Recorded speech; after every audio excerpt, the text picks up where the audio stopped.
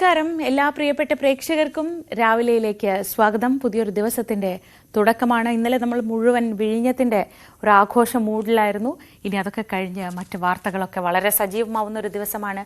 ശനിയാഴ്ചയാണ്. ഒരു അവധി ദിവസത്തിന്റെ മൂടൊക്കെ ഉണ്ടെങ്കിലും വാർത്തകൾക്ക് എന്ത് അവധിയാണ്. അപ്പോൾ സജീവമായ വാർത്താ ദിനത്തിലേക്ക് എല്ലാ പ്രേക്ഷകരെയും ഒരിക്കൽ കൂടി ഹൃദയപൂർവ്വം സ്വാഗതം ചെയ്യുകയാണ്. ഇന്നലെ വൈകിട്ട് നമ്മളെയൊക്കെ ഏറെ ആശങ്കപ്പെടുത്തുന്ന ഒരു സംഭവം കോഴിക്കോട് മെഡിക്കൽ കോളേജിലുണ്ടായിരുന്നു. ഇന്ന് രാവിലെ നമ്മൾ അതിന്റെ ഫോളോ അപ്പിൽ നിന്നാണ് ഈ ദിവസം തുടങ്ങുന്നത്.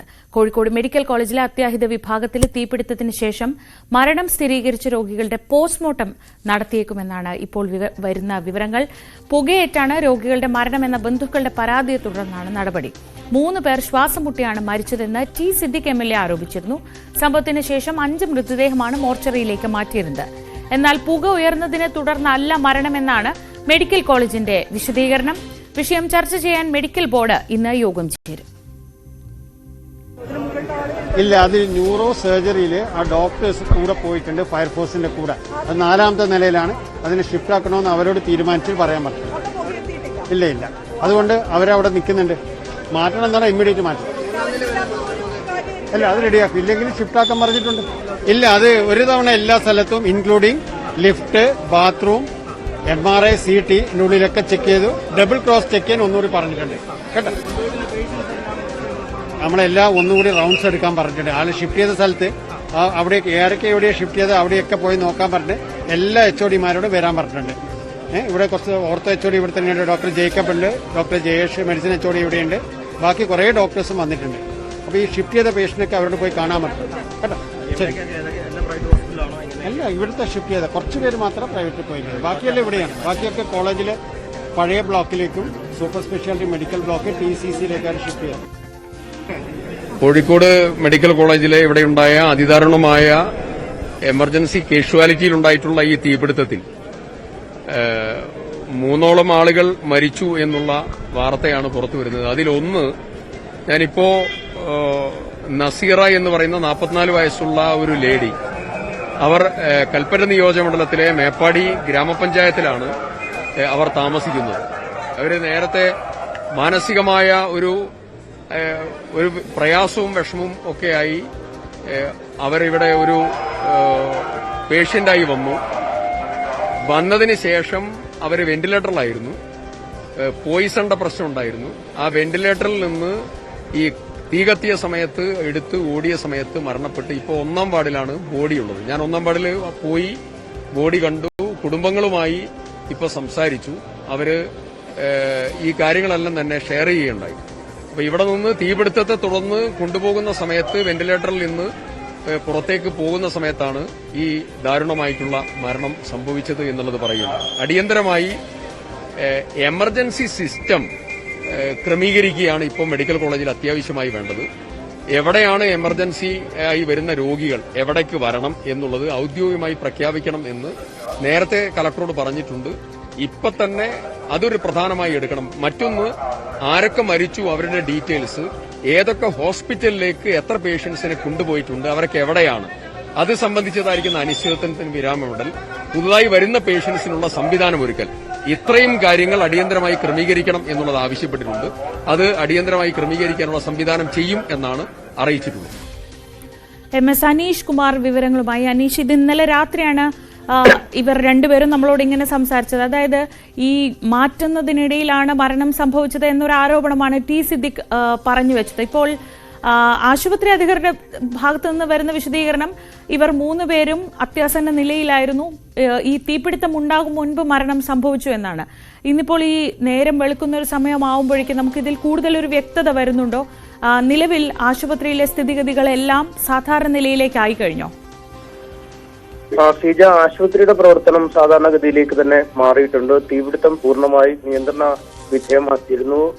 ആ ബിൽഡിംഗിൽ നിന്നും പൂർണ്ണമായി പുക നീക്കം ചെയ്യുന്നതിനുള്ള നടപടിക്രമങ്ങൾ ചെയ്തു. ഒപ്പം ഈ OP ടിക്കറ്റ് പോലുള്ള കാര്യങ്ങൾ അല്ലെങ്കിൽ ഈ കേസ് രേഖകൾ പോലുള്ള കാര്യങ്ങളൊക്കെ പുറത്തേക്ക് മാറ്റിയിരുന്നു. അതുമായി ബന്ധപ്പെട്ട് ഏതൊക്കെ ഏതൊക്കെ ആശുപത്രികളിലേക്ക് പോയി എന്നത് സംബന്ധിച്ച് കൃത്യമായൊരു ഓഡിറ്റ് ഇന്നലെ തന്നെ പൂർത്തിയായിരുന്നു. സ്വകാര്യ ആശുപത്രികളിൽ കഴിയുന്നവർ, ബീച്ച് ആശുപത്രിയിലേക്ക് മാറ്റിയവർ, ഒപ്പം മെഡിക്കൽ കോളേജിലെ തന്നെ പഴയ കാഷ്വാലിറ്റി ബ്ലോക്കിലേക്ക്, സൂപ്പർ സ്പെഷ്യാലിറ്റിയിലേക്കൊക്കെ മാറ്റിയവർ എന്നിവർ സംബന്ധിച്ച കൃത്യമായ കണക്കുകൾ ഇന്നലെ തന്നെ ക്രോഡീകരിക്കുന്ന ഒരു സാഹചര്യം ഉണ്ടായി. ഒപ്പം ഈ പുതിയതായി വരുന്ന കാഷ്വാലിറ്റിയിൽ വരുന്ന ആളുകൾ, അല്ലെങ്കിൽ അടിയന്തര ചികിത്സയ്ക്കായി മെഡിക്കൽ കോളേജിനെ ആശ്രയിക്കേണ്ടി വരുന്ന ആളുകൾ, അവർക്ക് ഈ ബീച്ച് ആശുപത്രിയിൽ അതിനുള്ള ക്രമീകരണങ്ങൾ ഏർപ്പെടുത്തിയതായി ഇന്നലെ തന്നെ ആശുപത്രി അധികൃതർ വ്യക്തമാക്കിയിരുന്നു. ഈ സൂപ്പർ സ്പെഷ്യാലിറ്റി അടക്കമുള്ള, ഒപ്പം ഈ കാർഡിയോളജി പോലെ ഏറ്റവും അടിയന്തരമായി ചികിത്സ വേണ്ട വിഭാഗങ്ങളിലേക്കുള്ള ഡോക്ടർമാരെ കൂടുതലായി അവിടേക്ക് വിന്യസിച്ചിരുന്നു. പാരാമെഡിക്കൽ സ്റ്റാഫുകളെയും നഴ്സുമാരെയും ഒക്കെ ബീച്ച് ആശുപത്രിയിലേക്ക് നൽകിയിട്ടുണ്ട്. ബീച്ച് ആശുപത്രി ഒരു ജില്ലാ ആശുപത്രിയുടെ നിലവാരമുള്ള ആശുപത്രിയാണ്. അതുകൊണ്ട് അത്തരം അടിയന്തര ഘട്ടങ്ങൾ നേരിടാൻ കഴിയും, അതിനുള്ള ക്രമീകരണങ്ങൾ ഉണ്ട് എന്ന് അധികൃതർ വ്യക്തമാക്കുന്നു. മെഡിക്കൽ കോളേജിനെ സംബന്ധിച്ചിടത്തോളം ഈ പുതിയ കാഷ്വാലിറ്റി ബ്ലോക്കിനെയും വീണ്ടും പ്രവർത്തനം ആരംഭിക്കണമെങ്കിൽ ഒരു 1-2 ദിവസമെങ്കിലും കഴിയുമെന്നാണ് നമുക്കിപ്പോൾ മനസ്സിലാക്കാൻ കഴിയുന്നത്. കാരണം ഈ ഫയർഫോഴ്സിന്റെയും ഇലക്ട്രിക്കൽ ഇൻസ്പെക്ടറേറ്റിന്റെയും ഒക്കെ ഒരു NOC ലഭിച്ചാൽ മാത്രമേ വീണ്ടും ഇത് പുനരാരംഭിക്കാൻ കഴിയുന്ന സാഹചര്യമുള്ളൂ. UPS മുറിയിലുണ്ടായ ഒരു പൊട്ടിത്തെറിയാണ് പിന്നീട് തീപിടുത്തത്തിലേക്ക് നയിച്ചതെന്ന നിഗമനത്തിൽ തന്നെയാണ് അധികൃതർ ഉള്ളത്. അത് ഈ UPS സംവിധാനത്തിൽ ഉണ്ടായ ഷോർട്ട് സർക്യൂട്ടാണ് ഇത്തരമൊരു അപകടത്തിലേക്ക് നയിക്കാൻ കാരണം. എന്തായാലും ഈ അപകടം ഉണ്ടായപ്പോൾ തന്നെ ആ കെട്ടിടം ഒന്നാകെ പുക വിഴുങ്ങുന്ന ഒരു സാഹചര്യമാണ് ഉണ്ടായിരുന്നത്. നിരവധി ആളുകൾ അതീവ ഗുരുതരാവസ്ഥയിലായിരുന്നവരും ICUവിൽ പ്രവേശിപ്പിച്ചവർ, വെന്റിലേറ്റർ സഹായത്തോടെ ജീവിതം നിലനിർത്തവർ തുടങ്ങി അങ്ങനെ ഒരുപാട് തരത്തിലുള്ള ഗുരുതരമായ രോഗങ്ങൾ ബാധിച്ച ആളുകൾ ഉണ്ടായിരുന്നു. എന്തായാലും അത്തരത്തിൽ രോഗബാധയോടുകൂടി ആശുപത്രിയിൽ പ്രവേശിപ്പിച്ച 3 പേരുടെ മരണം ഈ പുക സമയത്തുണ്ടായ മാറ്റങ്ങൾ മൂലമാണ് എന്നാണ് ഇന്നലെ TDK-MLA ആരോപിച്ചത്. 5 പേരാണ് ആകെ ഈ സമയത്ത് മരണപ്പെട്ടതും ഈ മോർച്ചറിയിലേക്ക് മാറ്റപ്പെടുകയും ചെയ്തിട്ടുള്ളത്. അതിൽ 2 പേർ സ്പോട്ട് ഡെത്ത് ആയിരുന്നു, അതായത് ആശുപത്രിയിലേക്ക് എത്തിച്ചപ്പോഴേക്കും മരണം എത്തിച്ചതാണെന്ന് ഇന്നലെ മെഡിക്കൽ കോളേജ് പ്രിൻസിപ്പൽ വ്യക്തമാക്കി. മറ്റ് 3 പേരുടെ കാര്യത്തിലാണ് ഇന്നലെ TDK-MLA ആരോപണം ഉന്നയിച്ചത്. ഒന്ന് വയനാട് മേപ്പാടി സ്വദേശിനിയായ യുവതിയായിരുന്നു. അവർ വിഷം കഴിച്ച നിലയിലാണ് ആശുപത്രിയിൽ പ്രവേശിപ്പിച്ചത്. അങ്ങേയറ്റം അപകടകരമായ അവസ്ഥയിലായിരുന്നു അവരുടെ ആരോഗ്യസ്ഥിതി മുന്നോട്ട് നീങ്ങുകയും ചെയ്ത്. MLA പറയുന്ന അനുസരിച്ച് ആശുപത്രിയിൽ ഈ തീപിടുത്തം ഉണ്ടായ സമയത്ത് വെന്റിലേറ്റർ നിന്നും താഴേക്ക് മാറ്റുന്ന മറ്റ് ആശുപത്രിയിലേക്ക് കൊണ്ടുപോകാനുള്ള നീക്കത്തിനിടെയാണ് മരണം സംഭവിച്ചതെന്നാണ് ബന്ധു പറയുന്നത്. അതുകൊണ്ട് തന്നെ അക്കാര്യത്തിൽ ഒരു വിശദമായ പരിശോധന ഉണ്ടാവും. മറ്റ് 3 പേർ അവർക്ക് ഈ ക്യാൻസർ ബാധ ഉണ്ടായിരുന്ന ആളുണ്ട്. ഒപ്പം ഈ കരൾ രോഗം അങ്ങേയറ്റം ഗുരുതരമായ അവസ്ഥയിൽ ഉണ്ടായിരുന്ന ആളുണ്ട്. 2 പേർ ഇതിൽ ക്യാൻസർ രോഗികളായിരുന്നു എന്നും പറയുന്നു. ഒരാൾക്ക് ഇതിൽ ന്യൂമോണിയ ബാധിച്ചു ഗുരുതരാവസ്ഥയിലേക്ക് കാര്യങ്ങൾ എത്തിയെന്നും ഇന്നലെ പ്രിൻസിപ്പൽ വ്യക്തമാക്കി. അതുകൊണ്ട് പുക ശ്വസിച്ചാണ് ഈ 3 പേരും മരിച്ചതെന്ന് പറയാൻ കഴിയില്ല എന്ന് അദ്ദേഹം വ്യക്തമാക്കി. പക്ഷേ സാങ്കേതികമായി ചില നടപടിക്രമങ്ങളിലേക്ക് എത്തുമ്പോൾ ഈ പുക ശ്വസിക്കുന്നതിന് മുമ്പാണോ ഇവർ മരിച്ചിരുന്നത്? ഈ മരിച്ച ശേഷം റെഡ് സോണിൽ തന്നെ സൂക്ഷിക്കുകയായിരുന്നു. ഈ പുക ശ്വസിച്ച സമയത്ത്, അല്ലെങ്കിൽ പുക അവിടെ അപകടമുണ്ടാക്കിയ സമയത്ത് അവരുടെ മൃതദേഹങ്ങൾ താഴേക്ക് എടുക്കുക മാത്രമാണ് ചെയ്തത്, അതോ ഈ മൃതദേഹങ്ങൾ താഴേക്ക് മാറ്റുന്നതിനിടയിലാണോ അവരുടെ മരണം സ്ഥിരീകരിച്ചത് എന്നിങ്ങനെയുള്ള ചില കാര്യങ്ങൾ അറിയാനുണ്ട്. എന്തായാലും ബന്ധുക്കളുമായി ഇന്ന് അക്കാര്യം ചർച്ച ചെയ്യും എന്ന് ഇന്നലെ പ്രിൻസിപ്പൽ അറിയിച്ചിരുന്നു. ഒപ്പം മെഡിക്കൽ ബോർഡ് ചേർന്ന് ഇവരുടെ ചികിത്സാ രേഖകൾ കൃത്യമായി പരിശോധിക്കും. ആ രേഖയിൽ എന്തായാലും രേഖപ്പെടുത്തിയിട്ടുണ്ടാവും. കാരണം ഏതാണ്ട് 8 മണിയുടെ അടുത്താണ് ഈ തീപിടുത്തം ഉണ്ടാവുന്നതും പുക ആശുപത്രി വിഴുങ്ങുകയും ചെയ്യുന്ന ഒരു സാഹചര്യം ഉണ്ടായത്. അതുകൊണ്ട് ആ സമയത്തിന് മുമ്പ് ഇവരുടെ മരണം സ്ഥിരീകരിച്ചിരുന്നോ എന്ന ഒരു ചോദ്യം, അത് കൃത്യമായും ചികിത്സാ രേഖകളിൽ ഉണ്ടാവും. ഈ മരിച്ച ശേഷവും റെഡ് സോണിൽ തന്നെ കിടത്തി മറ്റ് അനുബന്ധ നടപടികൾ ചെയ്ത് മോർച്ചറിലേക്ക് മാറ്റാൻ ആണോ ഉദ്ദേശിച്ചത് എന്നതിനെ കുറിച്ചുള്ള ഒരു പരിശോധനയും നടക്കും. അഥവാ ഇനിയും ഈ ആശുപത്രി പെട്ടെന്ന് ഈ രോഗികളെ ഒഴിപ്പിക്കുന്ന സമയത്ത് തിടുക്കപ്പെട്ടിറക്കുമ്പോഴാണ് അവർക്ക് മരണം സംഭവിച്ചതെങ്കിൽ അത് പൂർണ്ണമായും ഈ ആശുപത്രിയിൽ ഈ അപകടവുമായി ബന്ധപ്പെട്ടുണ്ടായ മരണമെന്ന രീതിയിൽ തന്നെ വിലയിരുത്തേണ്ടി വരും. എന്തായാലും ഇക്കാര്യങ്ങളൊക്കെ കൂടുതൽ വ്യക്തത ആവശ്യമാണ്. TDK-MLA പറഞ്ഞതനുസരിച്ച് തന്നെ ഇന്നലെ മരിച്ച മേപ്പാടി സ്വദേശിനിയുടെ ബന്ധുക്കൾ പറഞ്ഞത് ഈ ആശുപത്രിയിൽ നിന്നും പുറത്തേക്ക് മാറ്റുന്നതിനിടെയാണ് ജീവൻ നഷ്ടമായത് എന്നാണ്. എന്തായാലും മറ്റുള്ള ആളുകളുടെയും സമാനമായ രീതിയിൽ തന്നെ ഒരു അന്വേഷണം ഉണ്ടാവും. എന്തായാലും മെഡിക്കൽ കോളേജ് ആശുപത്രി മോർച്ചറിയിലാണ് ഈ മൃതശരീരങ്ങൾ ഉള്ളത്. ഇന്ന് അക്കാര്യത്തിൽ ഒരു വ്യക്തത വൈകാതെ വന്നേക്കും. ഇവര് നേരത്തെ തന്നെ വളരെ സീരിയസ് ആയ അവസ്ഥയിലായിരുന്നു എന്നൊക്കെയാണ് ആശുപത്രി അധികൃതരുടെ ഭാഗത്തു നിന്നുള്ള വിശദീകരണം വരുന്നത്. ഈ മരിച്ച സ്ത്രീ ആത്മഹത്യയ്ക്ക് ശ്രമിച്ച് ഗുരുതരാവസ്ഥയിലായിരുന്നു. മറ്റു രണ്ടുപേർ കരൾ രോഗവും ഒക്കെയായി ഗുരുതരാവസ്ഥയിലായിരുന്നു. ഇവരുടെ ബന്ധുക്കളുമായി സംസാരിക്കാൻ നമുക്ക് കഴിയുന്നുണ്ടോ അനീഷ? അവർ എന്താണ് പറയുന്നത്? ആ ആശുപത്രിയിൽ അവരുണ്ടായിരുന്ന സമയത്തെ ആരോഗ്യസ്ഥിതി എങ്ങനെയായിരുന്നു? ഈ മരണത്തെ സംബന്ധിച്ച് അവർക്ക് എപ്പോഴാണ് അറിയിപ്പ് കിട്ടിയത്? അങ്ങനെയുള്ള എന്തെങ്കിലും വിവരങ്ങൾ ബന്ധുക്കളിൽ നിന്ന് ലഭിക്കുന്നുണ്ടോ?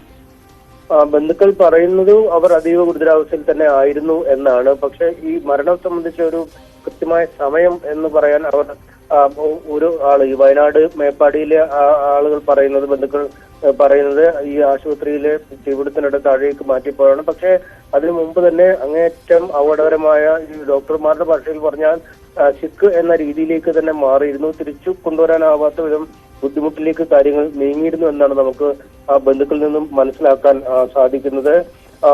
ഒരാൾക്ക് വായിൽ അർബുദം ബാധിച്ച് വന്നയാളാണ്. ഈ രക്തത്തിന്റെ കൗണ്ടൊക്കെ നന്നേ കുറഞ്ഞ് അദ്ദേഹവും ഒരു സിക്ക് എന്ന രീതിയിലേക്ക് തന്നെ മാറിയിരുന്നു. മറ്റൊരാൾക്ക് അതീവ ഗുരുതരമായ കരൾ രോഗമായിരുന്നു. കരളിന്റെ പ്രവർത്തനങ്ങൾ ഏതാണ്ട് പാടെ അവസാനിച്ച അവസ്ഥയിലേക്ക് എത്തുകയും വെന്റിലേറ്റർ സഹായത്തോടുകൂടി ജീവൻ നിലനിർത്തുകയും ചെയ്യുന്ന ഒരു സാഹചര്യമായിരുന്നു. മറ്റൊരാൾക്ക് അർബുദത്തിനൊപ്പം ന്യൂമോണിയ ബാധ കടുത്ത രീതിയിൽ വരികയും അവിടെയും ഈ വെന്റിലേറ്റർ സഹായത്തോടുകൂടി ജീവൻ നിലനിർത്തുന്ന ഒരു സാഹചര്യം ഉണ്ടായിരുന്നു. എന്തായാലും ഈ ഡോക്ടർമാരുടെ ഭാഷയിൽ സിക്കായ ആളുകൾ തന്നെ ആയിരുന്നു ഇവർ.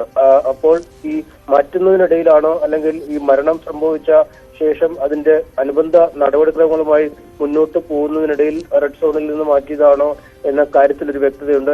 അതിനെന്തായാലും ഈ ആശുപത്രിയിലെ ഈ ചികിത്സാ രേഖകൾ പരിശോധിക്കേണ്ടതുണ്ട് എന്നാണ് ഇന്നലെ തന്നെ ആശുപത്രി അധികൃതർ വ്യക്തമാക്കിയത്. എന്തായാലും ഇന്ന് ആ പരിശോധന ഉണ്ടാവും. ഒപ്പം മെഡിക്കൽ ബോർഡ് അടക്കം രൂപീകരിച്ച് ഇക്കാര്യത്തിൽ ഒരു വ്യക്തത വരുത്താൻ അധികൃതർ തയ്യാറാവും. 2 കേസുകളാണ് ഇതിനകം ഈ പോസ്റ്റ്മോർട്ടം ചെയ്യുമെന്ന് അറിയിച്ചത്. അത് മെഡിക്കൽ ലീഗൽ കേസുകൾ എന്ന രീതിയിൽ വന്നിരിക്കുന്ന ആ വയനാട് മേപ്പാടിയിലെ വിഷം കഴിച്ചുള്ള മരണവും മറ്റൊന്ന് ഒരാളെ തൂങ്ങി മരിച്ച നിലയിൽ കണ്ടെത്തിയിരുന്നു. അത് ബ്രോഡ് ഡെത്ത് എന്ന രീതി, അതായത് ആശുപത്രിയിലേക്ക് കൊണ്ടുവന്നപ്പോൾ തന്നെ മരിച്ച ആളെയാണ് കൊണ്ടുവന്നത് എന്ന് പറയുന്നു. അതുകൊണ്ട് ഈ 2 കേസുകൾ ഒഴിച്ച് ബാക്കി 3 രോഗികളുടെ കാര്യത്തിൽ പോസ്റ്റ്മോർട്ടം വേണമെന്ന കാര്യത്തിൽ ഒരു തീരുമാനം ആശുപത്രി കൈക്കൊണ്ടേക്കും. എന്തായാലും അങ്ങേയറ്റം അപകടകരമായ സ്ഥിതിയിൽ തന്നെയാണ് ഈ കാര്യങ്ങളുള്ളത്. ഈ 2 പേരുടെ പോസ്റ്റ്മോർട്ടത്തിനപ്പുറം മറ്റു 3 പേരെ കൂടി പോസ്റ്റ്മോർട്ടം ചെയ്യേണ്ടതുണ്ടോ എന്ന് ബന്ധുക്കളോട് സംസാരിച്ച ഒരു തീരുമാനത്തിൽ എത്തും എന്നാണ് ഇന്നലെ ആശുപത്രി അധികൃതർ വ്യക്തമാക്കിയിരിക്കുന്നത്. എന്തായാലും രാത്രി ഏറെ വൈകിയാണ് ഉദ്യോഗസ്ഥരടക്കമുള്ളവർ ആശുപത്രിയിൽ നിന്നും പോയത്. പ്രത്യേകിച്ചും ഈ ആശുപത്രിയിൽ നിന്ന് മറ്റിടങ്ങളിലേക്ക് മാറ്റിയ രോഗികളുടെ ആരോഗ്യസ്ഥിതി, മെഡിക്കൽ കോളേജിലെ തന്നെ മറ്റ് വിഭാഗങ്ങളിലേക്ക് മാറ്റിയ ആളുകളുടെ ആരോഗ്യസ്ഥിതി എന്നിങ്ങനെ അതീവ സങ്കീർണമായ ചില സാഹചര്യങ്ങൾ ഇന്നലെ ഡോക്ടർമാർക്ക് കൈകാര്യം ചെയ്യേണ്ടി വന്നു. വകുപ്പ് വിഭാഗം തലവന്മാരടക്കം ഇന്നലെ ആശുപത്രി ഉണ്ടായിരുന്നു. മുഴുവൻ ഈ ജൂനിയർ ഡോക്ടർമാരോടും തിരികെ ജോലിയിൽ വളരെ പെട്ടെന്ന് കയറാൻ പറഞ്ഞിരുന്നു. നഴ്സുമാരടക്കമുള്ളവർ വലിയ തോതിൽ ആശുപത്രിയിലേക്ക് തിരിച്ചെത്തിയിരുന്നു. എന്തായാലും ഇവരൊക്കെ ഏറെ വൈകിയാണ് പലരും പോയിരിക്കുന്നത്. അതുകൊണ്ട് അധികൃതരുടെ ഭാഗത്തു നിന്നും ഒരു വിശദീകരണം നമുക്ക് അല്പസമയത്തിനകം ലഭിക്കും. അല്ലെങ്കിൽ അതുമായി ബന്ധപ്പെട്ട കാര്യങ്ങൾ അല്പസമയത്തിനകം അവർ വിശദീകരിക്കും എന്നാണ് കാര്യത്തിൽ ഒരു വ്യക്തത വരുത്തുമെന്നാണ് നമുക്ക് ഈ ഘട്ടത്തിൽ പറയാനുള്ളത്.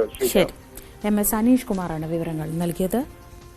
കോഴിക്കോട് നിന്ന് ഈ വിഷയത്തിൽ ആരോഗ്യമന്ത്രി അന്വേഷണം പ്രഖ്യാപിച്ചിട്ടുണ്ട്. മെഡിക്കൽ ബോർഡ് രൂപീകരിച്ച് ഇക്കാര്യങ്ങൾ വളരെ വിശദമായി പരിശോധിക്കാനാണ് തീരുമാനിച്ചിട്ടുള്ളത്. ആശുപത്രി അധികൃതരുടെ ഭാഗത്ത് എന്തെങ്കിലും വീഴ്ചയുണ്ടായിട്ടുണ്ടോ, അതോ ഈ തീപിടുത്തം ഉണ്ടാകുന്നതിന് മുൻപ് തന്നെ അവർ അവകാശപ്പെടുന്ന തരത്തിൽ മരണം സംഭവിച്ചിരുന്നു? ഈ കാര്യങ്ങളിലൊക്കെ വിശദമായ ഒരു പരിശോധന നടക്കും. ഇനി നമ്മൾ മറ്റ് വാർത്തകളിലേക്ക് പോയ ശേഷം നമുക്ക് അടുത്ത ബുള്ളറ്റിനിൽ ഇതിന്റെ കൂടുതൽ വിവരങ്ങളിലേക്ക് മടങ്ങിയെത്താം. മറ്റു വാർത്തകളിലേക്ക് വന്നാൽ, ക്യാമ്പസാണ് എന്റെ ലഹരി എന്ന പ്രമേയത്തിൽ കായംകുളം കിഡ്സ് സ്കൂൾ സംഘടിപ്പിക്കുന്ന ലഹരി വിരുദ്ധ ക്യാമ്പയിൻ ശ്രദ്ധേയമാവുകയാണ്. നാടിനെ നശിപ്പിക്കുന്ന ലഹരിക്കെതിരെ വിദ്യാലയമാണ് ഞങ്ങളുടെ ലഹരി എന്ന സന്ദേശം ഉയർത്തിയാണ് ഈ ക്യാമ്പയിൻ സംഘടിപ്പിക്കുന്നത്. ലഹരിക്കെതിരെ സന്ദേശവുമായി ക്യാമ്പസിൽ നിന്ന് വീടുകളിലേക്കും തെരുവുകളിലേക്കും ഇറങ്ങിച്ചെന്നുള്ള പ്രചരണ പ്രവർത്തനങ്ങളാണ് കുട്ടികൾ പ്രധാനമായും നടത്തുന്നത്. സ്കൂൾ പരിസരത്തെ കടകളും വീടുകളും കേന്ദ്രീകരിച്ചുള്ള ബോധവൽക്കരണത്തിനാണ് പ്രത്യേക ഊന്നൽ. ലഹരിയുടെ ഭീകരത ഓരോരുത്തരിലും എത്തിക്കുക എന്നതാണ് ലക്ഷ്യം. സൈക്കിളിൽ നാടും നഗരവും ചുറ്റി സഞ്ചരിച്ച് സന്ദേശം നൽകിയും തെരുവ് നാടകവും കലാജാഥയും ഗ്രാമങ്ങളിൽ കോർണർ PTA സംഘടിപ്പിച്ചുമാണ് കുട്ടികൾ ഈ ഉദ്യമം ഏറ്റെടുത്തിട്ടുള്ളത്. ലഹരി എന്ന മഹാവിപത്തിൽ നിന്ന് കുട്ടികളെ തടയാനായി അവരെ കായികമായി കൂടുതൽ സജീവമാക്കുക എന്ന ലക്ഷ്യത്തോടെ kit school management multi level sports turf നിർമ്മാണവും ആരംഭിച്ചിട്ടുണ്ട്. 2 മാസം നീണ്ടു നിൽക്കുന്ന ഈ ക്യാമ്പയിന്റെ സമാപനത്തിൽ കേരളത്തിലെ പ്രമുഖരായ രാഷ്ട്രീയ സാമൂഹിക പ്രവർത്തകരെ സംഘടിപ്പിച്ച് പൊതുസമ്മേളനവും സംഘടിപ്പിക്കും. ന്യൂസ് 18 കായംകുളം. പത്തനംതിട്ട കോന്നി കുളത്തുമണ്ണിൽ കാട്ടാനക്കൂട്ടം ഇറങ്ങി കൃഷി നശിപ്പിച്ചു. കഴിഞ്ഞ ദിവസം രാത്രിയാണ് ജനവാസ മേഖലയിൽ കാട്ടാനക്കൂട്ടം ഇറങ്ങിയത്. മേഖലയിൽ കിടങ്ങ് നിർമ്മിക്കുമെന്ന വനംവകുപ്പിന്റെ ഉറപ്പ് നടപ്പായില്ലെന്നാണ് നാട്ടുകാരുടെ പരാതി. കോന്നി വനം ഡിവിഷന് കീഴിലുള്ള കുളത്തുമണ്ണിലാണ് കാട്ടാനക്കൂട്ടം വ്യാപക നാശം വിതച്ചത്. തെങ്ങും വാഴയും ഉൾപ്പെടെയുള്ള കൃഷിയാണ് ഒറ്റ രാത്രി കൊണ്ട് കാട്ടാനക്കൂട്ടം നശിപ്പിച്ചത്. ഉറങ്ങിക്കിടക്കുമായിരുന്നു. ഇറങ്ങി മുറ്റത്ത് വന്നു കഴിഞ്ഞപ്പോൾ ആന നല്ല സ്മെല്ലുണ്ടായിരുന്നു. പക്ഷേ അപ്പോൾ ഒരു 4:30 മണിയോടുകൂടിയൊക്കെ ആയിരിക്കും ചിലപ്പം പോയി. ഞാൻ 5:45, 6 മണി ആയപ്പോഴാണ് വെളിയിലോട്ട് വന്നത്. അത് കഴിഞ്ഞിട്ട് വന്ന് നോക്കിയപ്പം പൂരപ്പറമ്പിനേക്കാളും കഷ്ടമായിട്ട് കിടക്കുന്നത്. വീടിൻ്റെ മുറ്റത്ത് വരെ വന്നിട്ടുണ്ട്. കാറ് മുറ്റത്ത് കിടപ്പുണ്ടായിരുന്നു. എന്തായാലും വാഹനത്തിന് കേടുപാടൊന്നും സംഭവിച്ചില്ല. പരാതികൾ ഒരുപാട് പറഞ്ഞു. പറയാൻ ഇനിയും പരാതികളൊന്നുമില്ല. കൃഷി ഉപജീവനമാക്കിയ കർഷകർ വലിയ പ്രതിസന്ധിയാണ് നേരിടുന്നത്. കാട്ടുമൃഗങ്ങളെ തടയാൻ കിടങ്ങ് നിർമ്മിക്കുമെന്ന വനംവകുപ്പ് വാഗ്ദാനവും നടപ്പായില്ല. കുട്ടിയാനയും 4 ആനകളുണ്ടായിരുന്നു. അപ്പോൾ വ്യാപകമായിട്ട് വാഴയാണ് ഏറ്റവും കൂടുതൽ നശിപ്പിച്ചേക്കുന്നത്. വാഴയും തെങ്ങുമാണ് നശിപ്പിച്ചേക്കുന്നത്. പരിസരം വീടിന് ചുറ്റും നടന്ന് ഇതെല്ലാം കൃഷികളെല്ലാം നശിപ്പിച്ചിട്ടുണ്ട്. വീടിനൊന്നും ഒന്നുമില്ല. അതുകൊണ്ട് ഈ കിണറിന്റെ സൈഡൊക്കെ ആന കയറി ഇടിഞ്ഞിട്ടുണ്ട്. പകൽ പോലും സ്ഥിരമായി വന്യജീവികൾ ജനവാസ മേഖലയിൽ എത്തുന്നതിനാൽ ആശങ്കയിലാണ് പ്രദേശവാസികൾ.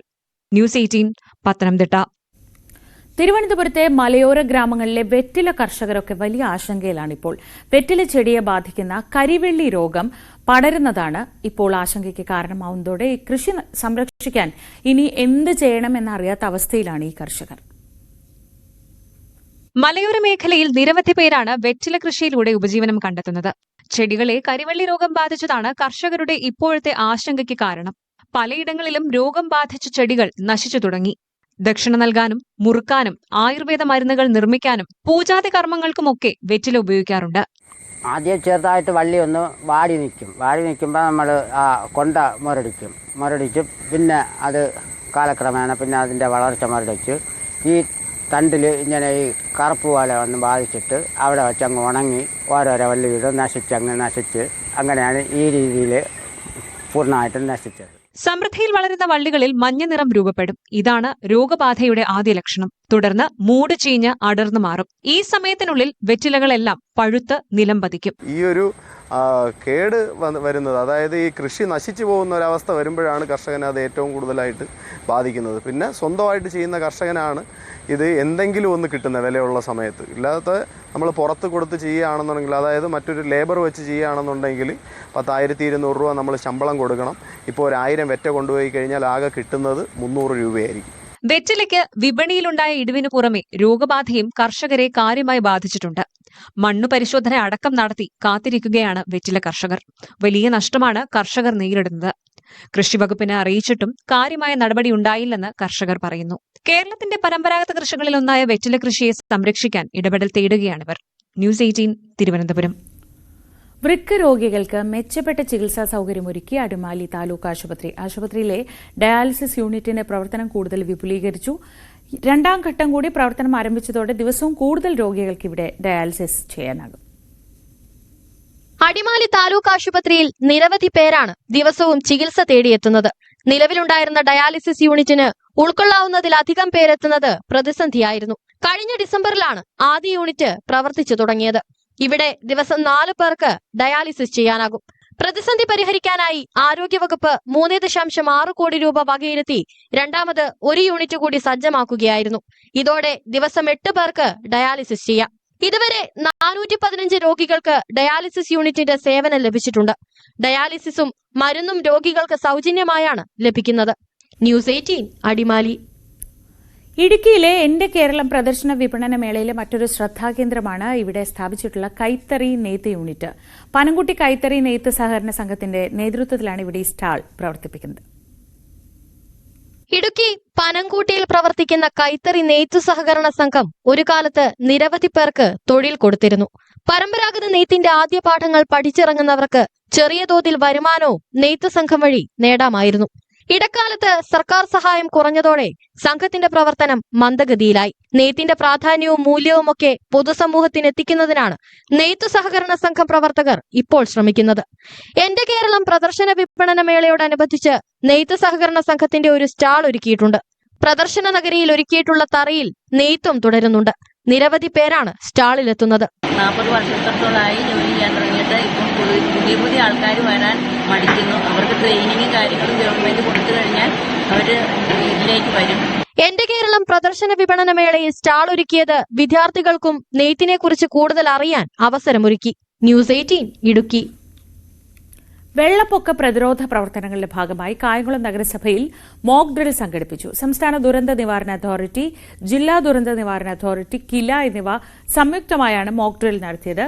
കൃഷ്ണപുരം ഗ്രാമപഞ്ചായത്തിലെ 14, 15, 15, കായംകുളം നഗരസഭയിലെ 30, 31 വാർഡ്, പായിക്കാട്ട് ശീലാന്ദ്ര പാലം, തൊണ്ടലിക്കുന്നൽ പാലം, വേമ്പാലി വയൽ എന്നിവിടങ്ങളിലാണ് മോക്ക് ഡ്രിൽ നടന്നത്.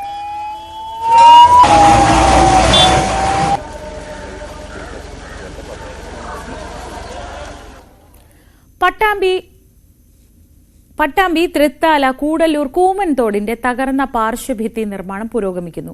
KRFBയുടെ 1,40,00,000 രൂപ ചെലവിലാണ് നിർമ്മാണം. നിർമ്മാണത്തിന്റെ ഭാഗമായി ഇതുവഴി വാഹന ഗതാഗതം നിരോധിച്ചിട്ടുണ്ട്.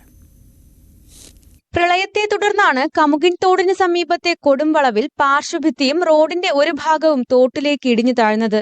ഇതോടെ ഇരുവശത്തു നിന്നും വരുന്ന വാഹനങ്ങൾ ഒരേ ഭാഗത്തുകൂടെ കടന്നു പോകേണ്ട സ്ഥിതിയായി. ഇവിടെ തൃത്താല പോലീസ് അപകട മുന്നറിയിപ്പ് സംവിധാനം വച്ചിട്ടുണ്ടെങ്കിലും വളവായതിനാൽ പെട്ടെന്ന് യാത്രക്കാരുടെ കണ്ണിൽപ്പെടാത്തത് അപകടങ്ങൾക്ക് വഴിയൊരുക്കിയിരുന്നു. തൃത്താല കുറ്റിപ്പുറം പ്രധാന പാതയിൽ ആനക്കര പട്ടിത്തറ പഞ്ചായത്ത് അതിർത്തികൾക്ക് സമീപമാണ് പാലം സ്ഥിതി ചെയ്യുന്നത്. ഇപ്പോൾ തകർന്ന ഭാഗത്ത് 26 മീറ്റർ നീളത്തിലാണ് പാർശ്വഭിത്തി നിർമ്മാണം പുരോഗമിച്ചു വരുന്നത്. നിലവിൽ താഴേത്തോടിന് സമീപം കോൺക്രീറ്റ് ചെയ്ത് നിലമൊരുക്കുന്ന ജോലികൾ പൂർത്തിയായി കഴിഞ്ഞു. അടുത്ത ദിവസങ്ങളിലായി തോട് മുതൽ റോഡ് വരെ നിർമ്മിക്കുന്ന പാർശ്വഭിത്തികളുടെ ആദ്യഘട്ട നിർമ്മാണ ജോലികൾ ആരംഭിക്കും.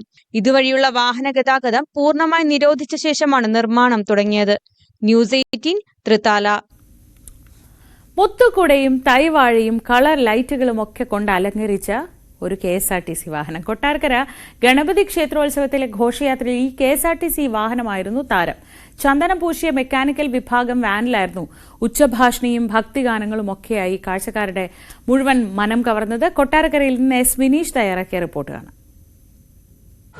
കൊട്ടാരക്കര മഹാഗണപതി ക്ഷേത്രത്തിലെ ഉത്സവാഘോഷങ്ങളുടെ ഭാഗമായിട്ട് വർഷങ്ങളായി KSRTC വാഹനം അണിയിച്ചൊരുക്കുന്ന അതാണ് നമ്മളിപ്പോൾ കാണുന്നത്. ഇന്ന് ക്ഷേത്ര ഉത്സവത്തിൻ്റെ സമാപന ദിവസമാണ്. ഘോഷയാത്രയൊക്കെ നടക്കുകയാണ്.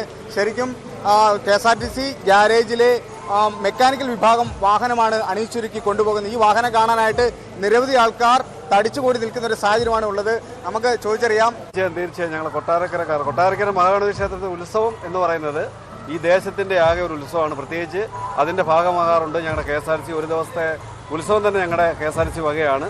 അതുപോലെ തന്നെ ഇന്ന് അവസാന ദിവസം ഉത്സവമാണ്, ആറാട്ടിനാണ് ഞങ്ങളുടെ ഈ KSRTCയുടെ കൊമ്പനെ ഞങ്ങളിങ്ങനെ ഒരുക്കി നിർത്തിയിരിക്കുന്നത്. ഇത് ഈ പ്രദേശത്തെ എല്ലാവരുടെയും ഒരു വികാരമാണ്. പ്രത്യേകിച്ച് ഞങ്ങൾ ജീവനക്കാരുടെ ഒരു പൊതുവികാരമാണ് ഞങ്ങളുടെ ഈ വാഹനം. എല്ലാ വർഷവും ഞങ്ങൾ ഈ വാഹനം ഇത്തരത്തിൽ ഒരുക്കി ഞങ്ങളതിന് ഒരു ടെക്നിക്ക് പേരാണ് കൊട്ടാരക്കര കൊമ്പൻ. ഞങ്ങളുടെ ഒരു അഭിമാനമാണ്, ഈ പ്രദേശത്തിൻ്റെ അഭിമാനമാണ്, ഈ ഉത്സവത്തിൻ്റെ ഒരു പ്രത്യേകതയാണ്. ഇവിടുന്ന് നമ്മൾ ഘോഷയാത്രയായിട്ട് പോകുന്നു. ഘോഷയാത്ര എന്ന് പറയുമ്പോൾ ഇതിൻ്റെ വാഹനങ്ങളും എല്ലാ ജീവനക്കാരും ഇതുമായി ബന്ധപ്പെട്ട് അണിനിരുന്ന് നമ്മൾ കൊട്ടാരക്കര അമ്പലത്തിലോട്ട് പോകുന്നു. അമ്പലത്തിലോട്ട് പോയിട്ട് അവിടെ പോയിട്ട് അവസാനിപ്പിക്കുന്നു. അതാണ് നമ്മുടെ ചടങ്ങ്. എങ്ങനെയുണ്ട്? ഇത് കൊട്ടാരക്കരയിൽ വർഷങ്ങളായി നടന്നു വരുന്ന കൊട്ടാരക്കരക്കാരുടെ കൊമ്പനാണ്. നമ്മൾ എല്ലാ വർഷവും ഇതുപോലെ നമ്മുടെ ഇവിടെ മെക്കാനിക്കലിൻ്റെ ഈ സാന്നിധ്യത്തോടെ കൂടുതൽ മെക്കാനിക്കുകാരാണ് ഇത് കൂടുതലും നമുക്കിത് ഒരുക്കി തരുന്നത്. പിന്നെ അതിൻ്റെ സാന്നിധ്യം മൊത്തത്തിൽ മറ്റ് വിഭാഗ ജീവനക്കാരോട് ഏറ്റെടുക്കുകയാണ്. ഇത് ഈ മഴയായാലും എന്തു കാലാവസ്ഥയായാലും അതിനെയെല്ലാം അതിജീവിച്ചുകൊണ്ട് എല്ലാ വർഷവും ഓരോ വർഷവും അതിമനോഹരമായ രീതിയിൽ അതിൻ്റെ ഉത്തരവാദിത്തപ്പെട്ട ഓരോ ഭാരവാഹികളെ തിരഞ്ഞെടുത്തുണ്ട്. അതിൻ്റെ ഭാരവാഹികൾ ഓരോ വർഷം കഴിയും തോറും തന്നെ ഉത്തരവാദിത്തമായ വളരെ മനോഹരമായ രീതിയിൽ ഇത് അണിയിച്ചൊരുക്കി.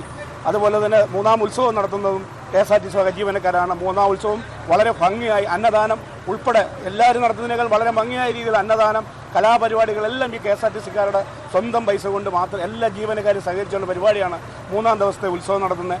അതിൻ്റെ ഭാഗമായിട്ട് തന്നെ ഈ അവസാന ദിവസമായ കെട്ടുകാഴ്ചയ്ക്ക് വളരെ ഭംഗിയായ രീതിയിൽ ഈ ഘോഷയാത്ര ഇവിടുന്ന് ആരംഭിക്കാൻ പോവുകയാണ്. ഞങ്ങളുടെ ഒരു സർവീസ് തന്നെ കൊട്ടാരക്കര ശ്രീ മഹാഗണപതി ക്ഷേത്രത്തിൽ നിന്നാണ് തുടങ്ങുന്നത്. ഞങ്ങളുടെ ഇവിടെ ഏത് പുതിയ വണ്ടി എടുത്തിരുന്നാലും കൊട്ടാരക്കര ശ്രീ മഹാഗണപതിയുടെ മണ്ണിൽ പോവാതെ ഞങ്ങൾ റൂട്ടിലിറക്കാറില്ല. എന്ന് പറഞ്ഞതുപോലാണ് ശ്രീ മഹാഗണപതിയുടെ ഈ ഉത്സവം എന്ന് പറഞ്ഞു കഴിഞ്ഞാൽ കൊട്ടാരക്കരക്കാരോടൊപ്പം തന്നെ KSRTC, അതായത് കേരളത്തിലുള്ള മൊത്തം KSRTCയുടെ ഒരു ഭാഗം, ഒരു പ്രതീകം എന്നുള്ള നിലയിലാണ് KSRTCയുടെ ഈ കൊമ്പനെ ഈ കൊമ്പനെ ഞങ്ങൾ നിരത്തിലിറക്കുന്നത്. ഇത് ഞങ്ങളുടെ ഒരു വികാരമാണ്. ഈ കൊട്ടാരക്കര എന്ന് പറയുന്ന ഈ നാടിൻ്റെ വികാരമാണ്. ഈ കൊമ്പനാണ് ഇപ്പോൾ ഞങ്ങളുടെ ഉത്സവത്തിൻ്റെ വൈബ്. ഞങ്ങളെ ഈ രീതിയിലേക്ക് എല്ലാവരും പ്രോത്സാഹിപ്പിച്ചാണ് ഞങ്ങൾ ഓരോ വർഷവും പുതിയ ഞങ്ങൾക്ക് എത്രത്തോളം ഇത് ഭംഗിയാക്കാൻ പറ്റുന്നു ആ രീതിയിൽ ഞങ്ങൾ ഭംഗിയാക്കുന്നുണ്ട്. ഇനിയും ഈ തന്നുകൊണ്ടിരിക്കുന്ന സഹകരണങ്ങൾ നിങ്ങളുടെ ഭാഗത്തു നിന്ന് ഉണ്ടാവണമെന്ന് മാത്രം ഞങ്ങൾ വിനീതമായി അഭ്യർത്ഥിക്കുന്നു. തീർത്തും കൊട്ടാരക്കരയുടെ ഒരു വികാരമാണ് ഈ KSRTC വാഹനം അണിയിച്ചൊരുക്കുന്നത്. കാലാകാലങ്ങളായിട്ടുള്ള വലിയ ആഘോഷമാണ് ഇന്നും തുടരുന്നു. എസ്വിനീഷ്, ന്യൂസ് 18 കൊട്ടാരക്കര. കൊട്ടാരക്കരയിൽ മാത്രമല്ല, ഈ ആനയൊക്കെ വലിയ പ്രശ്നമൊക്കെ ആയി മാറുമ്പോൾ എല്ലാവർക്കും എടുക്കാവുന്ന ഒരു നല്ല എക്സാമ്പിൾ ആണെന്ന് തോന്നുന്നു. കൂടുതൽ ഇടങ്ങളിൽ ഇതുപോലെയുള്ള മാറി ചിന്തിക്കലുകളൊക്കെ നടക്കട്ടെ. പാലക്കാട് ആനക്കരയിലേക്കാണ് ഇനി നമ്മൾ പോകുന്നത്. അവിടെ റോഡ് സൈഡ് പ്രൊട്ടക്ഷൻ വാൾ നിർമ്മാണം മന്ദഗതിയിലായതോടെ ഇരുമ്പ് കമ്പികൾ അപകട ഭീഷണി ഉയർത്തുന്നതായി പരാതി. മേലടിയം നെല്ലിക്കുന്നത്ത് നഗറിൽ അംബേദ്കർ ഗ്രാമം പദ്ധതിയിൽ ഉൾപ്പെടുത്തിയുള്ള നിർമ്മാണ പ്രവർത്തികളാണ് ദുരിതം സൃഷ്ടിക്കുന്നത്. പാലക്കാട് തൃത്താല ആനക്കരയിൽ അംബേദ്കർ ഗ്രാമം പദ്ധതിയിൽ 1 കോടി രൂപയുടെ വികസന പ്രവർത്തനങ്ങളാണ് നടക്കുന്നത്. ഇതിൽ ഉൾപ്പെടുത്തി നിരവധി കുടുംബങ്ങൾ ആശ്രയിക്കുന്ന നെല്ലിക്കുന്ന് നഗർ റോഡിൽ മണ്ണിടിച്ചിൽ ഭീഷണിയുള്ള ഭാഗത്തെ 50 മീറ്ററോളമാണ് സൈഡ് പ്രൊട്ടക്ഷൻ വാൾ നിർമ്മിക്കുന്നത്. 1 മാസത്തോളമായി നിർമ്മാണ പ്രവർത്തനം മന്ദഗതിയിലായിട്ട്. ഇതോടെ കോൺക്രീറ്റ് ചെയ്യാനായി സ്ഥാപിച്ച ഇരുമ്പ് കമ്പികൾ ഏറെ അപകട ഭീഷണി ഉയർത്തുന്നുവെന്നാണ് പ്രദേശവാസികളുടെ പരാതി.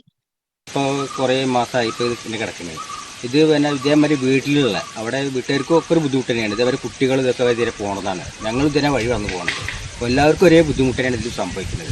എന്തെങ്കിലും ഇപ്പോൾ പോണേക്കല്ലേ വണ്ടിൻ്റെ ഒക്കെ ഇത് കൂടെ പോണ സ്ഥലമാണ്. എന്ന് തിരിഞ്ഞു കഴിഞ്ഞ് വീട് കഴിഞ്ഞാൽ കമ്പിയും കുറച്ചിട്ടൊക്കെ അങ്ങനെ കിടക്കേണ്ട അവസ്ഥയിൽ വരും. അപ്പോൾ ഇത് എത്രയും പെട്ടെന്ന് പുനരുദ്ധരിക്കാനുള്ള മാത്രമായിരിക്കും പറയാനുള്ളൂ. വേഗം ശരിയായി കിട്ടണം എന്നുള്ളത് മാത്രമേ ഞങ്ങൾക്കുള്ളൂ. വിഷയം കരാറുകാരന്റെ ശ്രദ്ധയിൽപ്പെടുത്തിയിട്ടുണ്ടെന്നും അടിയന്തര ഇടപെടൽ ഉണ്ടാകുമെന്നും വാർഡംഗം PK ബാലചന്ദ്രൻ പ്രതികരിച്ചു. പിന്നോക്കാവസ്ഥയിലുള്ള പട്ടികജാതിയിൽ ഉൾപ്പെട്ട കുടുംബങ്ങൾ കൂടുതലായി അധിവസിക്കുന്ന പ്രദേശങ്ങളെ ദത്തെടുത്ത് പരിപാലിക്കുന്ന അംബേദ്കർ ഗ്രാമം പദ്ധതിയാണിവിടം. തദ്ദേശ സ്വയംഭരണ വകുപ്പ് മന്ത്രി MP രാജേഷാണ് പദ്ധതിയുടെ നിർമ്മാണ ഉദ്ഘാടനം നിർവഹിച്ചത്. ന്യൂസ് 18 പാലക്കാട്. വോളിബോൾ ആവേശത്തിലാണ് ഇടുക്കി പീരുമേട്ടിലെ മേലെഴുത ഗ്രാമം. തോട്ടമേഖലയായ മേലെഴുതയിലെ വോളിബോൾ മാമാങ്കത്തിന്റെ ആവേശ കാഴ്ചകളിലേക്കാണ് ഇനി നമ്മൾ പോകുന്നത്.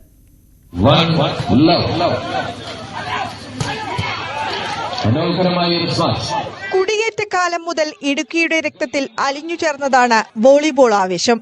ചെറുമൈതാനങ്ങൾ മുതൽ ഉയരുന്ന കളിക്കമ്പം. ഭൂരിഭാഗം തോട്ടം തൊഴിലാളികൾ താമസിക്കുന്ന മേൽ അഴുതയിലെ യുവജന കൂട്ടായ്മയായ ബ്രദേഴ്സ് ക്ലബിന്റെ നേതൃത്വത്തിൽ എല്ലാ വർഷവും നടത്താറുള്ള വോളിബോൾ ടൂർണമെന്റ് ഇത്തവണയും ആവേശം സമ്മാനിക്കുകയാണ്. കഴിഞ്ഞ വർഷവും നമ്മൾ ഇതുപോലെ തന്നെ നല്ലൊരു മത്സരം നടത്തിയതാണ്. അതുപോലെ തന്നെ വീണ്ടും ഈ വർഷം ഞങ്ങൾ പല ഘട്ടങ്ങളും പല പ്രതിസന്ധികളിലും ഈ പ്രാവശ്യം നമ്മൾ ഈ പരിപാടി നടത്തിക്കൊണ്ടിരിക്കുകയാണ്. അതുപോലെ തന്നെ ഈ നാട്ടുകാരും ഈ എസ്റ്റേറ്റ് മേഖലയിലും പുറത്തുള്ള നമ്മുടെ ഒത്തിരി സുഹൃത്തുക്കളും നാട്ടുകാരും തന്നെ നമ്മൾ ഒത്തിരിയധികം നമ്മളെ സഹായിച്ചുകൊണ്ടിരിക്കുകയാണ്. സംസ്ഥാന ദേശീയ താരങ്ങളെ അണിനിരത്തിയാണ് വിവിധ ടീമുകൾ കളിക്കളത്തിൽ ഇറങ്ങുന്നത്. കേരളത്തിന് പുറമെ തമിഴ്നാട്ടിൽ നിന്നും കർണാടകയിൽ നിന്നുമുള്ള താരങ്ങളുമുണ്ട്. പരിമിതമായ സാഹചര്യങ്ങളിൽ നിന്ന് വോളിബോളിലൂടെ പുതുതലമുറയെ വാർത്തെടുക്കുക എന്ന ലക്ഷ്യത്തോടെയാണ് വോളിബോൾ ടൂർണമെന്റ് ഒരുക്കിയിരിക്കുന്നത്. ന്യൂസ് 18 ഇടുക്കി. ഈ മണിക്കൂറിലെ പ്രധാനപ്പെട്ട വാർത്തകളിലേക്ക് നമുക്ക് മടങ്ങിയെത്താം ഇടവേളയ്ക്ക് ശേഷം.